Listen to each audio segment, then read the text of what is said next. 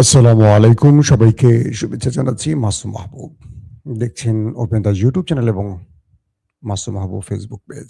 প্রিয় মাসুম ভাই, আমি আসাম থেকে ফয়জুর রহমান। জি, আসামের ভাই কেমন আছেন? দিনাজপুর বালুবাড়ি থেকে আইনুল হক, ওয়েস্ট বেঙ্গল থেকে আরো অনেকে, শ্রীমঙ্গল। আমি আপনার দর্শক মাসুম ভাই।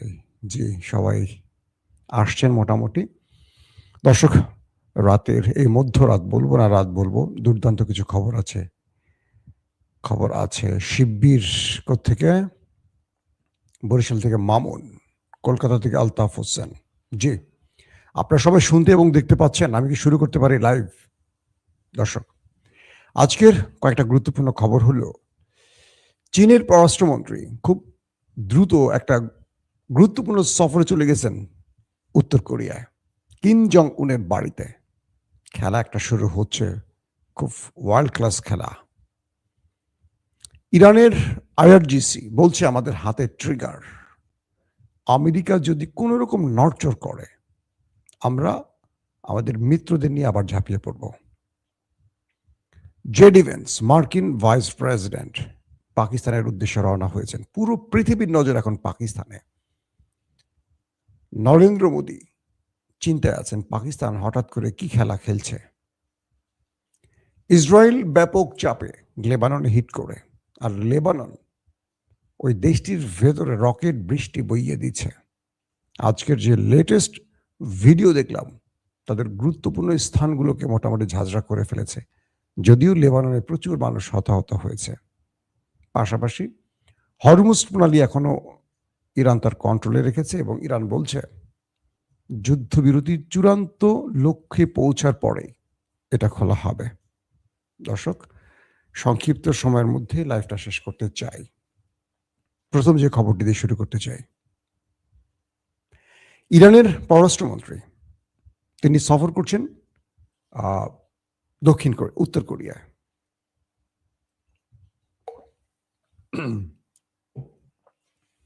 কিম জং উনের কাছে, হঠাৎ করে কিম জং উনের কাছে চীনের এই সফরটি নিয়ে রাজনৈতিক মহলে নানান প্রতিক্রিয়া আসছে। তারা বলছেন যে ইরানের বিরুদ্ধে যদি আমেরিকা বড় যুদ্ধের প্রস্তুতি নেয়, তাহলে ইরানের মিত্র বাড়াবার চেষ্টা করছে নেপথ্যে বসে চীন। কারণ এই যুদ্ধে আপনারা জানেন যে চীন এবং রাশিয়া ইরানের সবচেয়ে বড় পার্টনার বা বন্ধু ছিল।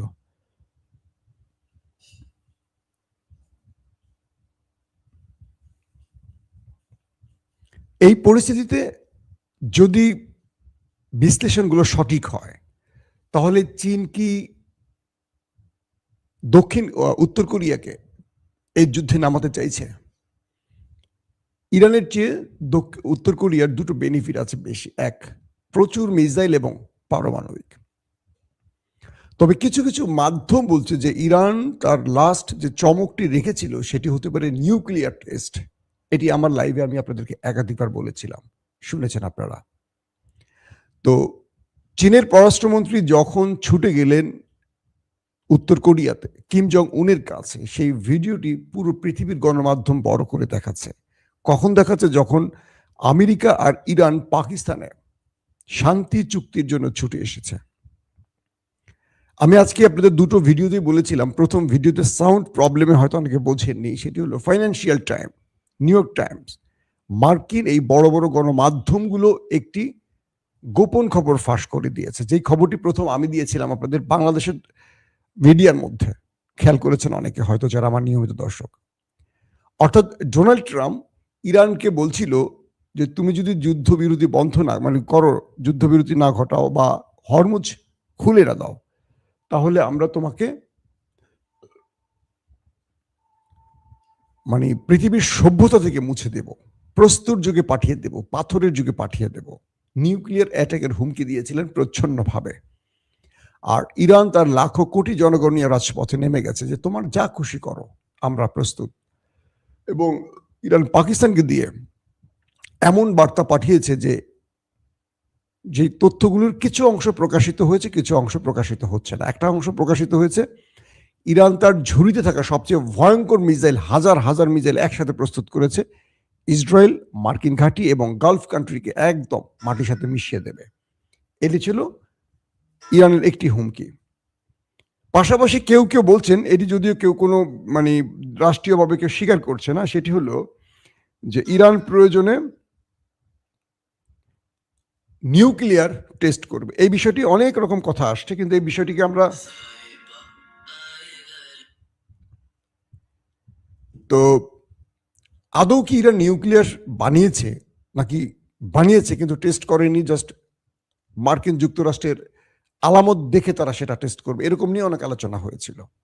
তো যখন ইরানের এই পাকিস্তানের সাথে যুদ্ধবিরতির আলোচনা চলছিল, সেই সময়টিতে যখন চীনের পররাষ্ট্রমন্ত্রী কিম জং উনের দেশে ছুটে গেলেন, তখন অনেকেই বলছেন, মার্কিন মুল্লুকের যারা সমালোচক তারা বলছেন যে ইরানকে আরো শক্তিশালী করার জন্য মূলত চীন এই খেলাটি খেলছে এবং কিম জং উনকে মাঠে নামাতে চাইছে, যেন আগামীতে যদি কোনো কারণে এই আলোচনা ভেস্তে যায়, আমেরিকা ইরানের শর্ত না মানলে কিম জং উন যেন এই যুদ্ধে ইরানের হয়ে মাঠে নামে, এমনটি বলা হচ্ছে। এটা কোনো সত্যতা পাওয়া যায়নি, এটি কিন্তু রাজনৈতিক ভাষ্যকারদের বক্তব্য। কারণটা কি? কারণটা হলো যে ইরান যে শর্তগুলো দিয়েছে, এই শর্তগুলো আসলে আমেরিকা যদি মানে তাহলে তাদের রাজনীতি শেষ, পরাশক্তির তকমা শেষ। কি বললাম যে ফাইন্যান্সিয়াল টাইম বলছে কি, ইরানকে যখন বশ মানাতে পারেনি, পারস্যকে যখন কাবু করতে পারেনি মার্কিন যুক্তরাষ্ট্র, তখন ট্রাম্প বা হোয়াইট হাউস নিজেই কি করছে, পাকিস্তানের প্রধানমন্ত্রী এবং ফিল্ড মার্শালকে নক দিয়েছে যে তুমি যে কোনো ভাবে আমাকে একটি যুদ্ধবিরতি করে দাও। কে বলছে এটা? ফাইন্যান্সিয়াল টাইম, মার্কিন সবচেয়ে বড় গণমাধ্যমের একটি, যে ট্রাম্প নিজে হুমকি দিচ্ছে মুখে, তার একসঙ্গে দুটো মিথ্যা প্রমাণিত হয়েছে বিশ্বের দরবারে। এক, তিনি বলছে ইরানকে আমি মুছে ফেলবো, নাম নিশানা মুছে দেব, ইরান বলে কিছু থাকবে না। আবার তিনি পাকিস্তানকে বলছে যে তুমি একটা যুদ্ধবিরতি ঘটাও।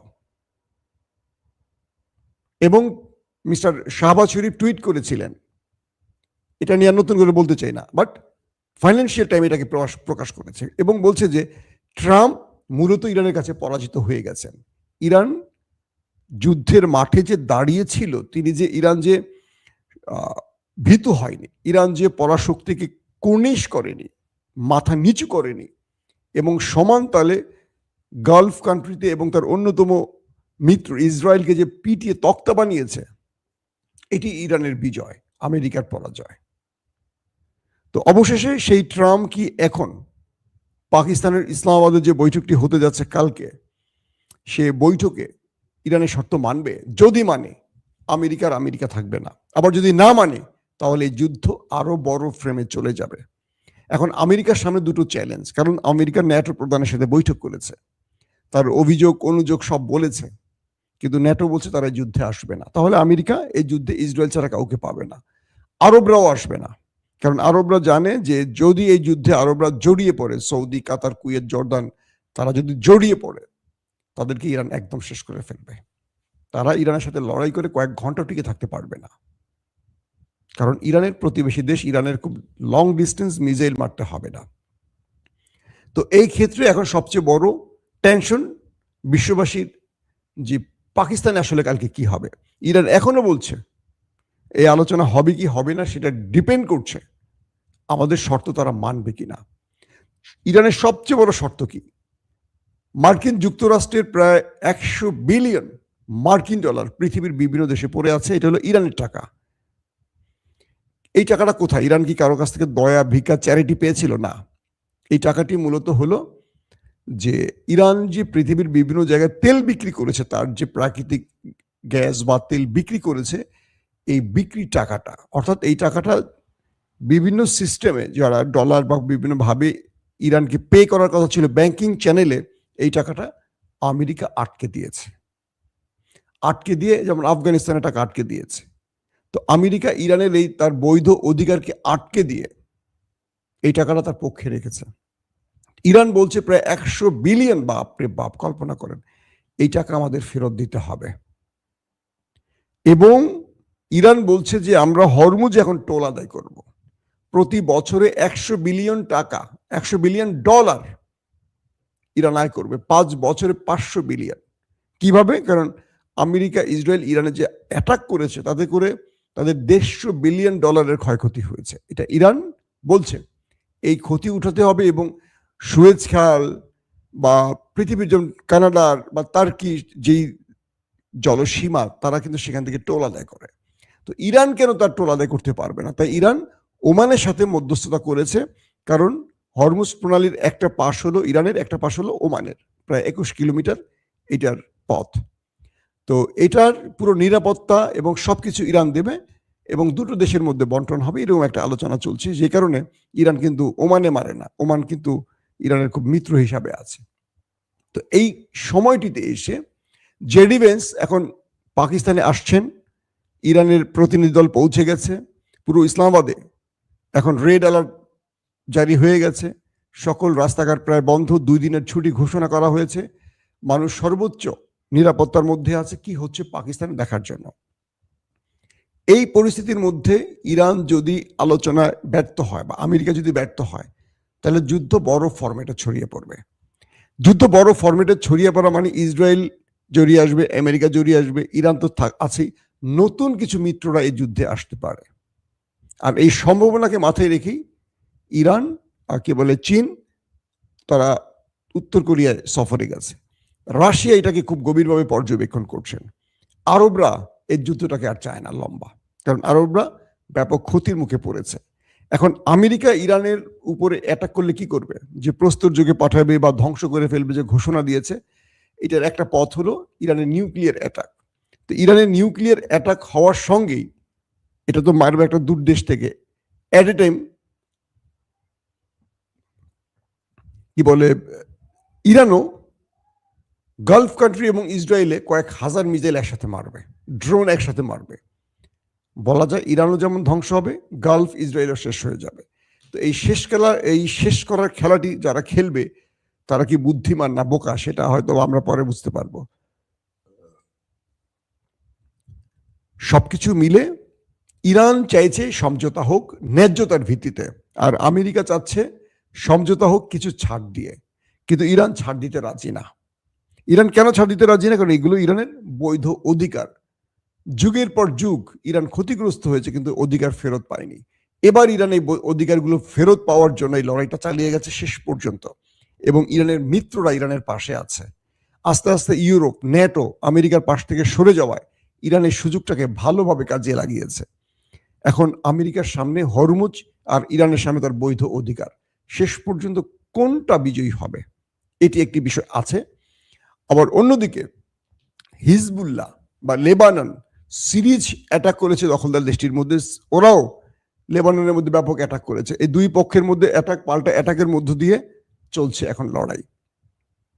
ওই দেশটির বেশ কিছু ফুটেজে দেখলাম তাদের গুরুত্বপূর্ণ অনেকগুলো শহরকে রকেট এবং মিসাইলে ঝাঁঝরা করে ফেলেছে হিজবুল্লাহ। আবার হিজবুল্লাহ দেশের মধ্যে বিমান, যুদ্ধ বিমান দিয়ে হিট করছে তারা, এবং প্রচুর মানুষ, হাসপাতাল, স্কুল, কলেজ, গুরুত্বপূর্ণ সরকারি ভবন, জনস্বাস্থ্য কেন্দ্রগুলোকে ধ্বংস করে দিচ্ছে।